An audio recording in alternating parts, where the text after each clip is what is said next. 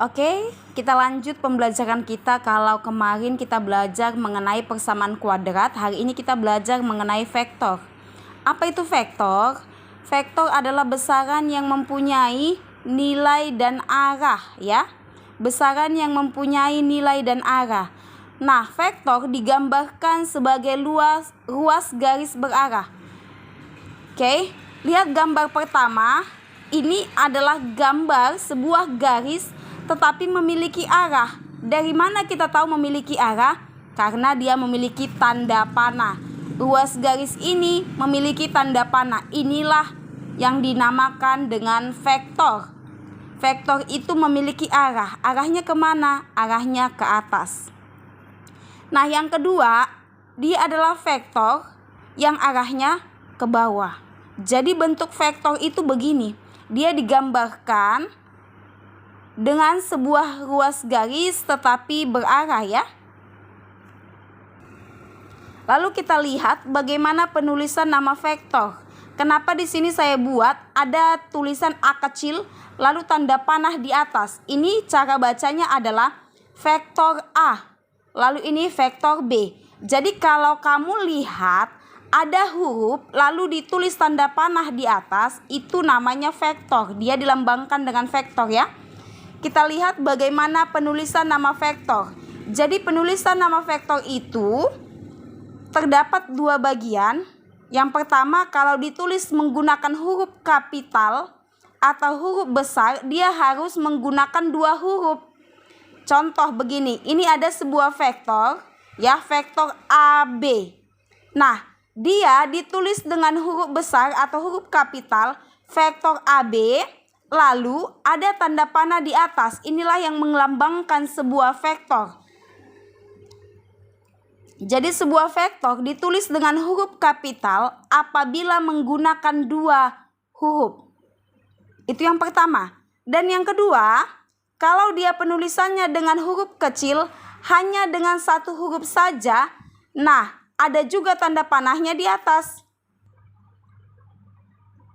Kalau tadi yang pertama dia ditulis dengan huruf kapital, dia dengan dua huruf. Yang kedua ini ditulis dengan satu huruf, yaitu huruf kecil, ya. Ini vektor A. Oke, itulah cara penulisan nama vektor. Nah, selanjutnya kita akan belajar mengenai jenis-jenis vektor. Yang pertama ada vektor 0. Apa itu vektor 0? Adalah vektor yang besarnya 0 satuan dan arahnya tak tertentu, artinya tidak memiliki satuan dan arahnya tidak tertentu. Lalu yang kedua, dia vektor posisi. Apa itu vektor posisi? Adalah vektor yang titik pangkalnya di 0. Contoh, ini ada diagram Kartesius, ini sumbu X, ini sumbu Y. Ini titik pangkal, ya. Apabila ditarik garis dari titik pangkal, ya, menuju titik A, inilah namanya vektor posisi. Apabila ditarik dari titik pangkalnya. Nah, ini disebut sebagai vektor OA atau vektor A kecil, ya. Begitulah vektor posisi. Yang ketiga, ada vektor basis. Apa itu vektor basis? Vektor yang panjangnya satu satuan dan arahnya searah dengan sumbu koordinat, ya. Oke, kita lihat. Ini yang ke bawah dia adalah sumbu X. Ke kanan dia sumbu Y. Ke atas dia sumbu Z. Jadi vektor basis ini memiliki 3 sumbu, ya. Beda dengan Kartesius. Kalau Kartesius dia hanya 2 sumbu, tetapi vektor basis dia memiliki 3 sumbu, X, Y, dan Z. Nah, terhadap sumbu X dia adalah vektor I. Terhadap sumbu Y dia adalah vektor J. Sedangkan terhadap sumbu Z dia dikatakan vektor K. Oke, sudah paham ya, nak, ya? Yang terhadap sumbu X dia adalah vektor I. Yang terhadap sumbu Y dia adalah vektor J. Dan terhadap sumbu Z dia adalah vektor K. Oke, sekarang kita masuk ke panjang vektor. Tadi kan itu sudah pengenalan vektor. Bagaimana penulisannya, bagaimana bentuk vektor, apa jenis-jenisnya. Kalau kita disuruh mencari panjang vektor, bagaimana cara mencarinya? Begini. Nah, kalau di persamaan nilai mutlak, garis ini kita baca nilai mutlak ya. Nah, kalau pada vektor ini bukan dibaca nilai mutlak, tetapi kalau ada huruf yang dibatasi dua buah garis yang di kiri dan di kanan, ini cara bacanya adalah panjang vektor A ya. Panjang vektor A.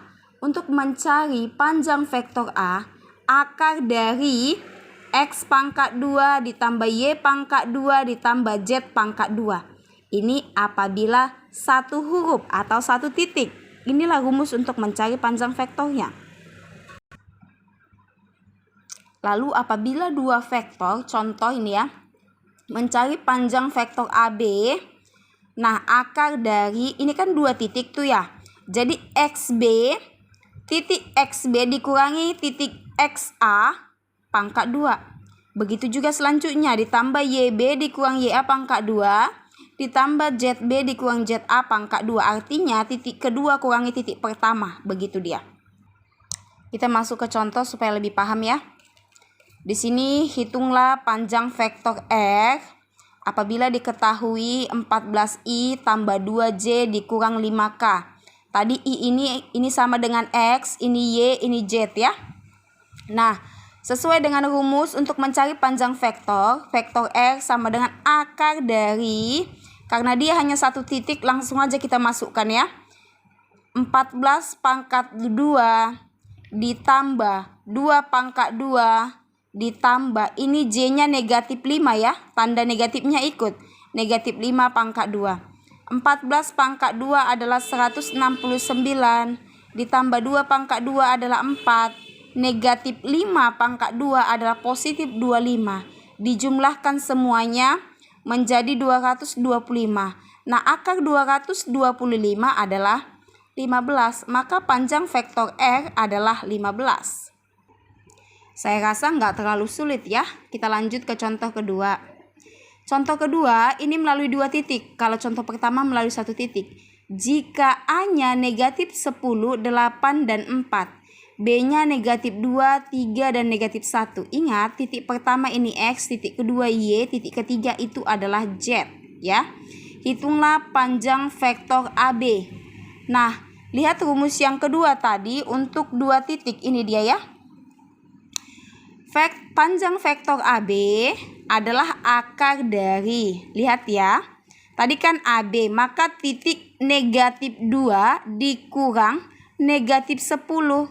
Ini dia, negatif 2 dikurang negatif 10 pangkat 2 tambah 3 dikurang 8 pangkat 2, negatif 1 dikurang 4 pangkat 2. Oke, ini tadi negatif 1 dikurang 4 ya. Negatif 2, negatif ketemu negatif jadi positif, negatif 2 ditambah 10 adalah 8. Lalu 8 pangkat 2 karena ini pangkat 2 kan. 3 kurang 8 adalah negatif 5 pangkat 2. Negatif 1 kurang 4 negatif 5 pangkat 2. 8 pangkat 2 64. Negatif 5 pangkat 2 25. Negatif 5 pangkat 2 25. 64 tambah 25 tambah 25 adalah akar dari 114. Maka panjang vektor AB adalah akar dari 114. Karena kebetulan akar 114 ini bukan akar sempurna, jadi nggak usah disederhanakan aja ya. Sampai di sini saja, begitu dia. Saya rasa demikianlah untuk pengenalan vektor kita pada pagi ini. Kalau ada yang kurang paham, silakan ditanyakan.